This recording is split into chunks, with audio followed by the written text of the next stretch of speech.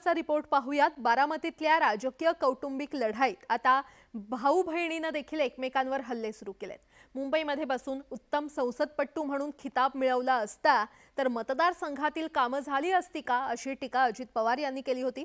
त्या टीकेला सुप्रिया सुळेंनी काय उत्तर दिले पाहूयात, त्या संदर्भातला हा रिपोर्ट।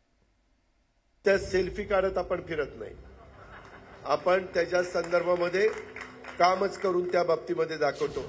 अजित पवारांनी बारामतीत अशा शब्दात त्यांची बहीण सुप्रिया सुळेंवर थेट राजकीय हल्ला चढवला। अजित पवार फक्त इतक्यावरच थांबले नाहीत, सुप्रिया सुळेंच्या समर्थकांकडून त्यांचा उल्लेख संसद रत्न असा करण्यात येतो। याचाच धागा पकडत अजित पवार यांनी सुप्रिया सुळेंवर टीका केली। तसंच त्यांच्या विरोधात कोणता उमेदवार देणार याचंही सूतोवाच केलं। सुप्रिया सुळेंनी संसदेत केलेल्या चांगल्या कामगिरीनिमित्त त्यांना आतापर्यंत अनेक पुरस्कार मिळाले, पण याचं अजित पवारांनी कौतुक केलं नाही।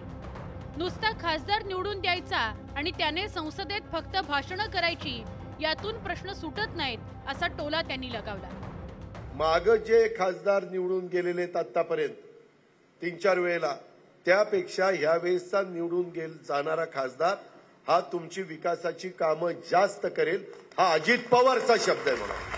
अजित पवार यांनी बारामतीचा उमेदवार हा पहिल्यांदाच निवडणूक लढवणारा असल्याचं सूतोवाच करत एक प्रकारे सुनेत्रा पवारांची उमेदवारी जाहीर केली। पण ही उमेदवारी करत असताना त्यांनी त्यांची बहीण आणि सुनेत्रा पवार यांच्या प्रतिस्पर्धी सुप्रिया सुळेंवर निशाणा साधला।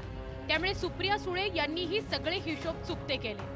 बहीण अजून कोणाच्याच विरोधात बोललेली नाहीये, कारण मी संसदीय कामकाज आणि राजकारणाच्या जागी आणि नातीच्या जागी ह्या दोन्हीमध्ये कधी गल्लत करायची नाही। सुप्रिया सुळे यांनी अजित पवारांनी केलेल्या टीकेला संयमितपणे उत्तर दिलं। संसदीय कामकाज आणि नातं यांची मी गफलत करत नाही अशी प्रतिक्रिया देऊन त्यांनी अजित पवारांचे एक प्रकारे कानच टोचले। ही वैचारिक लढाई असल्याचं सुप्रिया सुळेंनी म्हटलंय, पण ही राजकीय लढाई पुढच्या काळात तीव्र होत जाणार हे आता स्पष्टच होत आहे। Bureau report, news 18 Lokmat.